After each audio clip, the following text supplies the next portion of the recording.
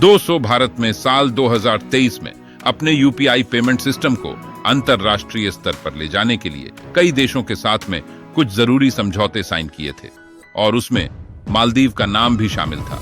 और आप यकीन नहीं करेंगे कि मालदीव सिर्फ यूपीआई की मदद से कई करोड़ डीएच रुपए कमाने वाला था, लेकिन मालदीव में नई सरकार ने अपने ही पेट पर लात मार दी है और क्योंकि नई सरकार की वजह से अभी ये लगभग पेंडिंग में जाते हुए नजर आ रही है, जिसका नुकसान कितना ज्यादा उठाने वाला है। आज के इस वीडियो में जानेंगे पूरी रिपोर्ट क्या है।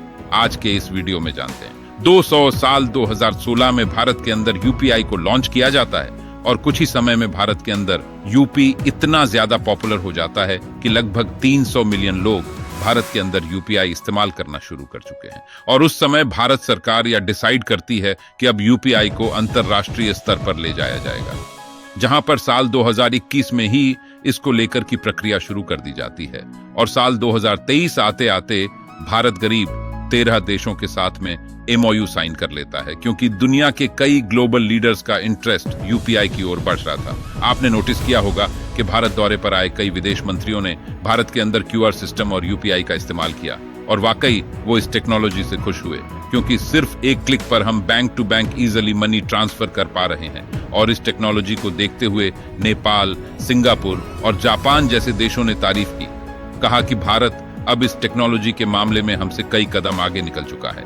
फिलहाल 13 देशों की लिस्ट में भारत ने Singapore, Malaysia, Thailand, Philippines, Vietnam, Hong Kong, Taiwan, south Korea, Japan और मालदीव को भी शामिल किया था। लेकिन अब मालदीव के साथ ये डील होगी या फिर नहीं, कोई काम अभी पेंडिंग में जा चुका है। लेकिन वहीं मालदीव के जस्ट थोड़ी ही दूर पर श्रीलंका के साथ भारत ने 14 अक्टूबर 2023 को सक्सेसफुली यूपीआई सिस्टम को लिंक कर दिया था।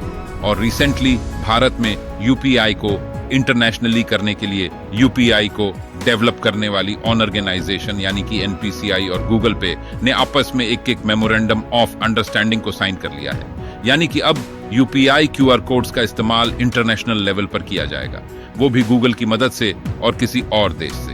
भारत के अंदर जो ट्रांजैक्शन करने का मेथड है वो अब और ज्यादा इजी हो जाएगा।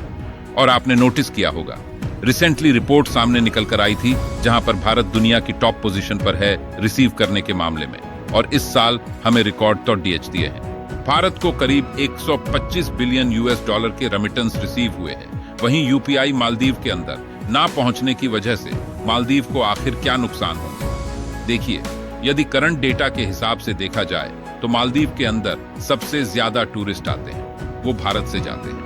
अब भारत से टूरिस्ट जो के अंदर जाया करते थे वो पहले ही अपना सारा पैकेज बुक कर लेते थे, यानी कि वहां पर क्या खाने वाले हैं, कहां पर रुकने वाले हैं, कितने दिन का सस्ते हैं, और फ्लाइट से लेकर के सारी चीजों को एक ही पैकेज में बुक कर लिया था, जिससे एक फिक्स अमाउंट देना पारदर्शिता था। लेकिन अगर यूपीआई दिया तो खर्च करना आसान हो जाता है और मालदीव्स का उसमें प्रॉफिट भी होता था।